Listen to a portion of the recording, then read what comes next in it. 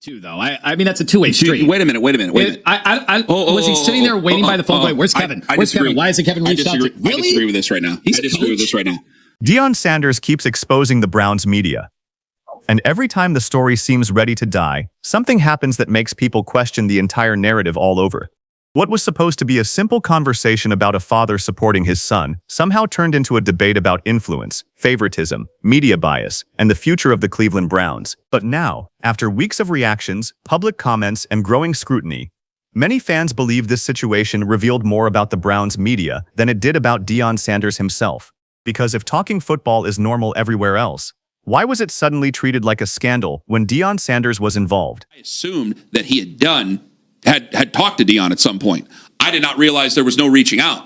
I thought it was odd. I assumed that Deion would have been at camp at some point and they would have talked. But again, this kid was the fourth-string quarterback. And he's got a camp of his own. Normally fifth rounders who are fourth-string never see the light of day. They're never even really in a team's plan. I think Deion understands that wherever he goes, there's going to be a crowd. And there's going to be people who follow him. And there's going to be eyes on him. It's been like that for 40 years.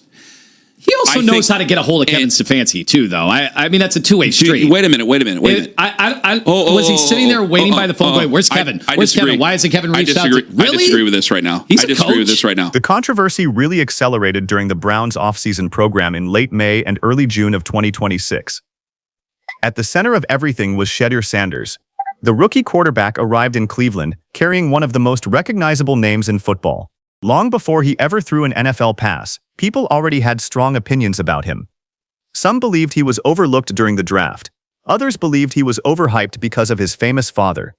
Either way, every move was being analyzed. Deion Sanders openly discussed wanting to speak with Browns' offensive coaches, and particularly Todd Monken, regarding Shedeur's development. Deion Sanders joined Garrett Bush on his podcast, and he said that he wants to meet Todd Monken to talk about Shedeur as a coach and not as a dad. What do you guys think about Deion Sanders saying that? You can't separate the two. I was going to say, I appreciate that, but you can't separate. Right. I think that's the worst thing you can do is inject yourself into it. Todd Monken doesn't, unless he goes searching for you, right? Then I think you make yourself available, because that's the problem. Because what are you going to say that's going to...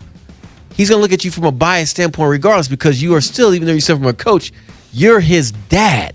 In the locker room, it may come over like, oh, this dude got his dad, you know what I'm saying, politicking for him. So, to each his own, and I'm sure Todd Monken will be like, yeah, let's meet and have a conversation. But I don't think it's possible to separate coach and dad.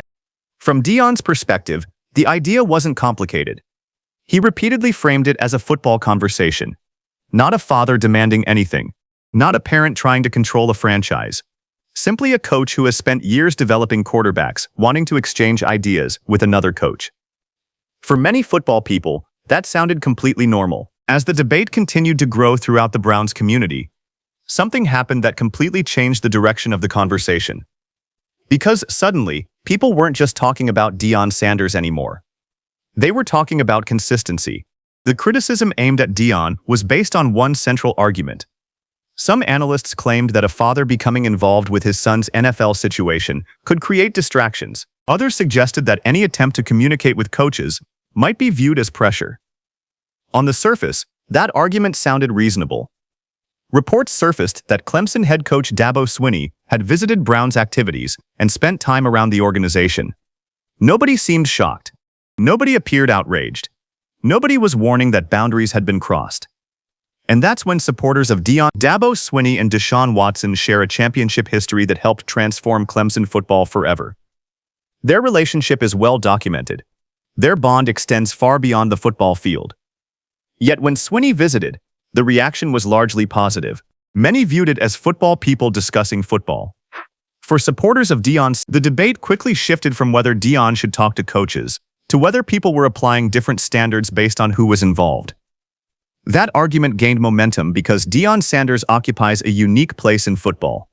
He's impossible to separate from attention. Every room he enters becomes news. Every comment becomes a headline. Every opinion creates reactions. Sometimes that attention benefits him. Sometimes it works against him. A Hall of Fame football figure simply expressed interest in discussing football with another football coach. Yet somehow the conversation had become one of the biggest offseason stories surrounding the Browns.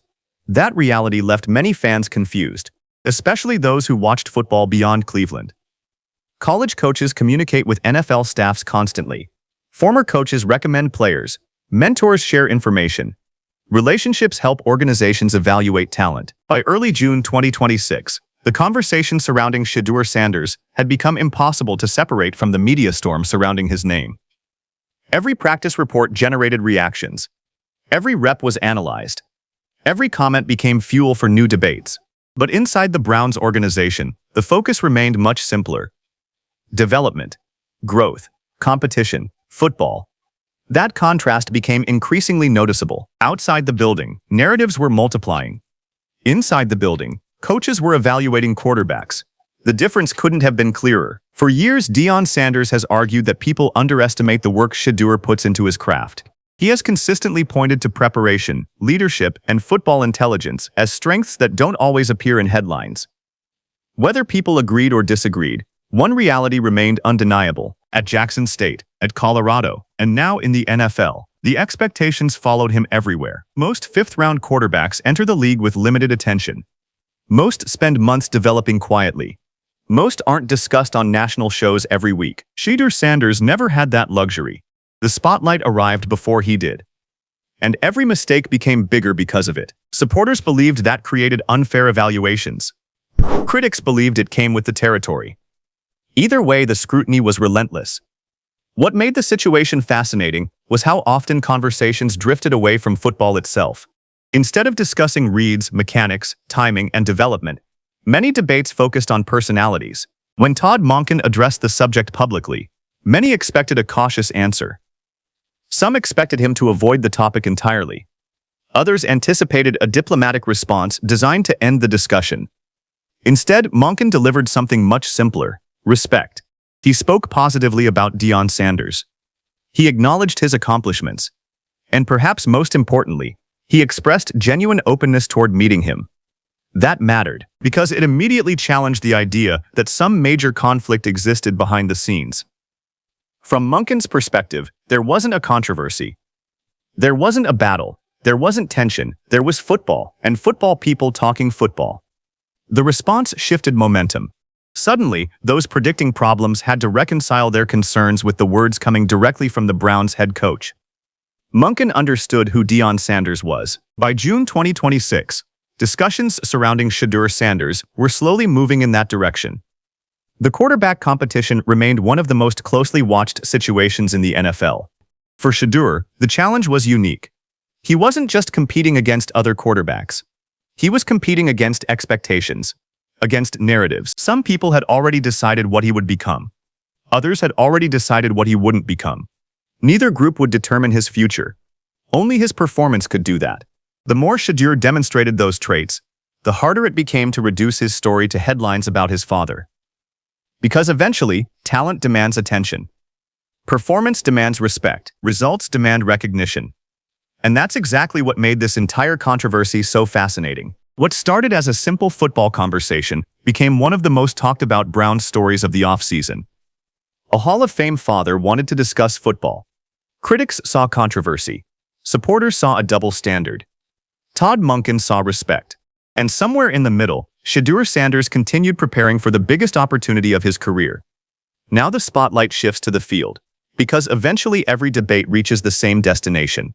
Was Deion Sanders exposing the Browns media, or was the media simply asking tough questions about a unique situation? Let me know what you think down in the comments. And if you enjoyed this breakdown, make sure to subscribe, turn on notifications, and stay tuned for more NFL stories, controversies, and behind-the-scenes drama you won't want to miss.